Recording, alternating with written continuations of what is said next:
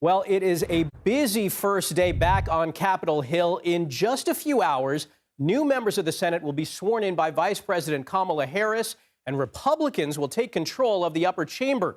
Meanwhile, Speaker Mike Johnson could be facing a revolt in the House. Members will vote today to decide if he'll retain the gavel this session. CBS News political reporter Taurean Small is on Capitol Hill. Taurean, thanks so much for joining us. First off, let's talk about Speaker Johnson. What challenges is he facing right now? How much support does he need to hold on to his position? Well, Michael, there are quite a few Republicans who are still upset with Johnson for conceding with Democrats in order to keep the government open. When a CR was on the table, both in September but also in December, Mike Johnson had to confer with Democrats in order to keep the government running. This is, of course, to the chagrin of Donald Trump, the incoming president, who told Republicans to hold the line, force a shutdown in order to get his agenda through early. Now, that, like I just said, rubbed a lot of Republicans the wrong way. But when it comes to his support, we got to look at the math a little bit. I didn't go to school for math. I went for journalism to avoid this. But just by the numbers, it doesn't appear that the support there is for Johnson. Republicans were able to hold on to their narrow majority in the November elections, holding on to about 220 seats on this side of the chamber. But Donald Trump is pulling about 2 Republican members to his administration, cutting it down even more. Matt Gaetz, a former Florida Republican congressman, decided, even though he won his reelection, that he won't be returning. So Republicans have about 219 now to Democrats 215. Speaker Johnson's magic number is 215, and right now I can already count 2 Republican members, Thomas Massie of Kentucky and Chip Roy of Texas, who said they're not going to support Speaker Johnson this time around. There's also a handful of other Republicans who are non-committal at best, so the numbers do not appear to be in his favor at the moment. Wow. Well, Taurean, look, the election certification is just days away. Is there pressure on House Republicans to literally get their house in order?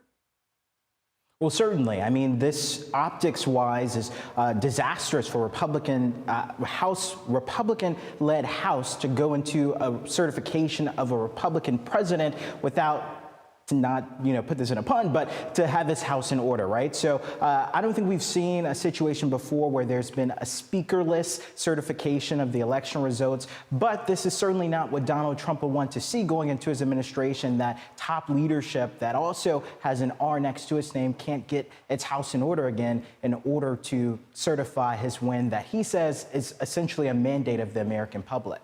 All right, Taurean Small, thanks so much. We appreciate it. For more on how today's House vote might impact the Trump transition, let's bring in CBS News political reporter Libby Cathey. Libby, thanks so much for joining us. Now, President-elect Trump has endorsed Speaker Mike Johnson. What can you tell us about their relationship, and how influential is a Trump endorsement right now? Good morning, Michael. It's a huge endorsement, and as Taurean just laid out, it will be a huge test today of Trump's influence over Hill Republicans. Trump endorsing Speaker Johnson formally earlier this week over Truth Social, also telling reporters outside of his New Year's Eve bash at Mar-a-Lago that Johnson is the man for the job, saying that he's well-liked and saying that he is the one who can get the most votes. Now, Johnson also saying this week that he and Trump have a good working relationship. He came down to Mar-a-Lago on Wednesday evening to meet with Trump, to have some strategy sessions. Now, we didn't see any photos of Trump and Johnson come out of that meeting, but Trump's team saying he is standing by his man, and they really want to see this vote happen today. They want this to happen quickly because, as Taurean just laid out for us, the House of Representatives is due to certify Trump's win on Monday. Trump's team does not want to see a delay in that. They want to get this moving, so they're hoping that this happens in one round of voting today. That's also what we heard from Speaker Johnson. He anticipates and hopes this to be done in one round of voting, but as Taurean laid out for us, there are holdout Republicans. There are some Republicans that it's not sure what they're going to do, but Trump making clear that he wants this to get done over with quickly and that he has thrown his support behind Johnson. I will just add, we saw last month the limits of Trump's influence.